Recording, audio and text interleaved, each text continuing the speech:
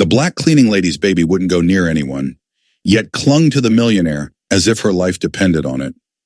The executive office of Thompson Industries looked like a scene from a high-stakes drama. Kesha Washington, 22, held her 18-month-old daughter crying desperately in her arms.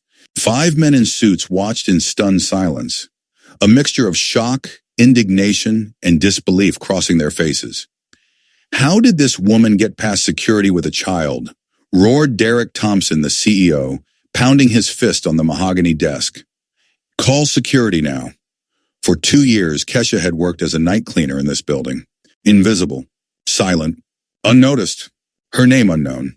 But tonight at 11:30 p.m., she had taken the riskiest decision of her life, sneaking Zoe into work. The nanny had canceled at the last minute.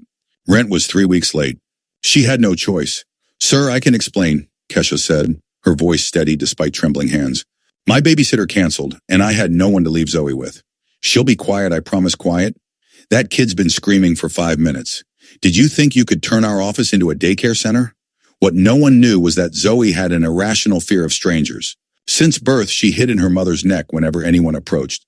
Doctors, neighbors, even babysitters. She seemed to sense something that adults could not. But then, something extraordinary happened. James Thompson, Derek's younger brother, sat quietly in the corner. At 35, he was the minority partner in the company, always overshadowed by his aggressive brother. When Zoe finally stopped crying and looked around, her gaze met James's. "What the hell?" muttered Michael, watching his niece reject her mother to reach a man she had never seen before.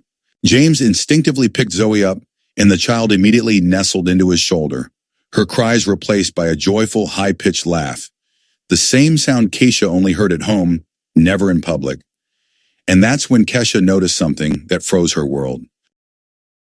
The crescent-shaped birthmark on Zoe's neck matched a scar James had in the exact same place.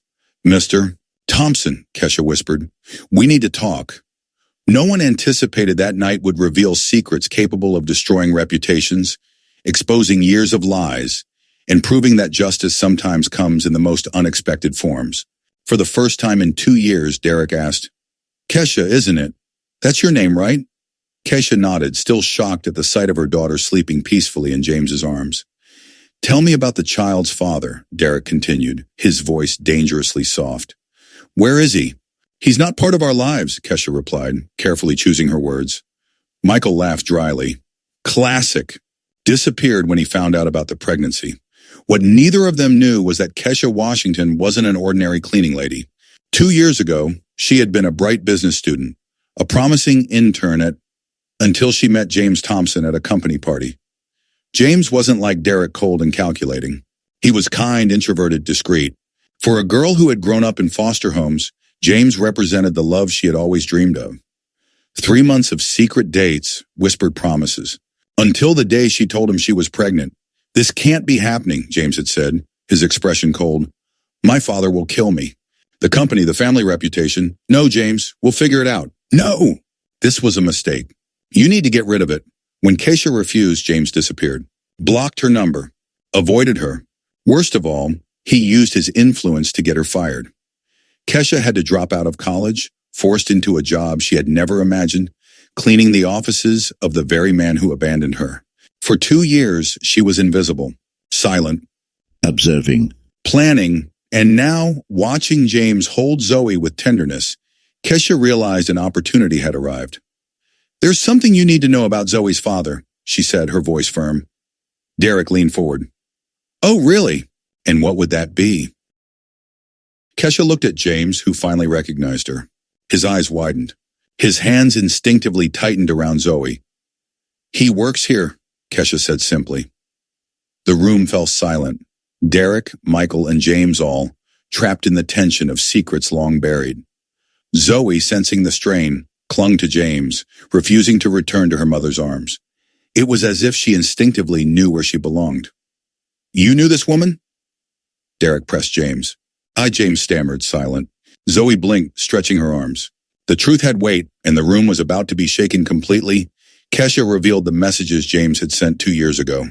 Desperate notes of love and apology, blocked by his father's influence. Derek's cold calculations, threats sent from corporate emails, all exposed. And here, Kesha said, showing Zoe's birth certificate, the father's name is blank. Because I waited 3 days, hoping James would come. 2 years of secret care bank transfers for illnesses, birthday gifts, concern for Zoe exposed as silent, invisible love. Derek, enraged, couldn't hide his fear when Marcus Williams, a renowned civil rights attorney, entered the room. I'm here representing Ms. Kesha Washington, Marcus said calmly, and everything she's shown is accurate and well documented. Kesha laid out her demands: official recognition of paternity for Zoe, retroactive child support from birth, her job back not as a cleaner, but as a human resources executive. The press release had already been sent to media outlets. Kesha had prepared every detail meticulously.